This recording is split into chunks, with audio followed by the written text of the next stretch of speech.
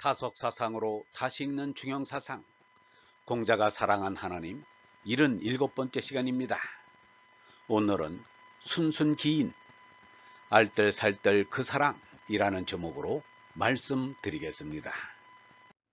순순기인 알뜰살뜰 그 사랑, 연년기연 깊이 그 깊음, 호호기천 하아 하늘이여. 성인의 얼라가 하느님의 생명인 어립니다. 그래서 예수가 나와 아버지는 하나이다 라고 말하였습니다. 그런데 성령인 지성을 성인이라고만 하고 하느님이라고 하지 않으면 잘못입니다. 그러면 성인만 있고 하느님은 없어집니다. 주의가 이 잘못을 하였습니다. 그리하여 순순기인 연년기연 호호기천을 성인의 모습으로만 말하고 하느님의 모습이란 말은 여기에 없습니다. 성인의 모습이기에 앞서 하느님의 모습입니다. 성인은 홀로그램처럼 하느님의 한 것을 보여줄 뿐입니다. 순순기인의 인, 연년기연의 연, 호호기천의 천은 동격으로서 하느님을 말합니다. 알뜰살뜰한 사랑의 하느님, 깊고 깊은 하느님, 넓고 넓어 영원한 하느님, 이 삼구만 하여도 훌륭한 기도의 말씀입니다. 무서운 야훼 하느님에서 사랑이신 아버지 하느님으로 신관의 혁명을 한 이가 예수입니다.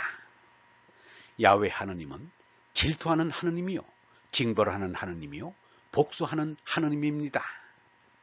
야훼 하느님은 늘 사람이든 짐승이든 피 비린내를 맡고 나서야 노염을 풀었습니다. 이것은 아버지를 두려워하는 어린이와 같은 유치한 신관입니다. 예수의 사랑의 하느님은 성숙한 하느님 아버지 신관입니다. 너희 중에 아들이 빵을 달라는데 돌을 줄 사람이 어디 있으며 생선을 달라는데 뱀을 줄 사람이 어디 있겠느냐. 너희는 악하면서도 자기 자녀에게 좋은 것을 줄 줄 알거든 하물며 하늘에 계신 너희의 아버지께서야 구하는 사람에게 더 좋은 것을 주시지 않겠느냐. 너희는 남에게서 바라는 대로 남에게 해주어라. 넘치는 사랑의 하느님 아버지시라 아들 예수의 사랑도 넘칩니다. 베드로가 예수에게 제 형제가 저에게 잘못을 저지르면 몇 번이나 용서해 줘야 합니까? 7번이면 되겠습니까? 라고 묻자 예수 대답하기를 7번뿐 아니라 7번씩 70번이라도 할지니라 라고 하였습니다. 상대 존재가 절대 존재를 알고자 해도 차원이 달라 알 수가 없습니다. 멀리 느껴지고 깊게 느껴집니다. 그리하여 이 구절에도 깊이 그 깊음이라 하였습니다. 노자는 이 깊음을 이렇게 말하였습니다. 돈은 깊이 채워도 차지 않는 듯 깊이 가득 차 퍼써도 다음이 없다. 장자도 돈은 쏟아부어도 차지 않고 떠내어도 다하지 않는다 라고 말하였습니다. 이번에 사학자들이 지린성 지안현 상하이 방촌에 있는 나지막한 산 중턱에 있는 동굴을 찾았습니다. 그 동굴이 옛 고구려 사람들이 10월에 하늘에 제사던 곳임을 밝혔습니다. 한 굴은 국동 대을이고 그 위에 자리한 또 한 굴은 통천혈이라 하였습니다. 통천혈은 반대쪽에 커다란 구멍이 있었습니다. 그 구멍으로 하늘과 통한다는 것입니다. 고구려인들도 깊음에서 하느님을 찾은 것입니다. 그래서 수신이라 하였습니다. 남미의 인디오들이 티티카카오를 신성시하는 것도 그 시면에서 절대의 모습을 보았기 때문입니다. 이제는 산에 뚫린 동굴이나 깊은 호수를 찾아다니지 말고 제 마음속에 속을 찾아 들어가 기도를 해야 합니다.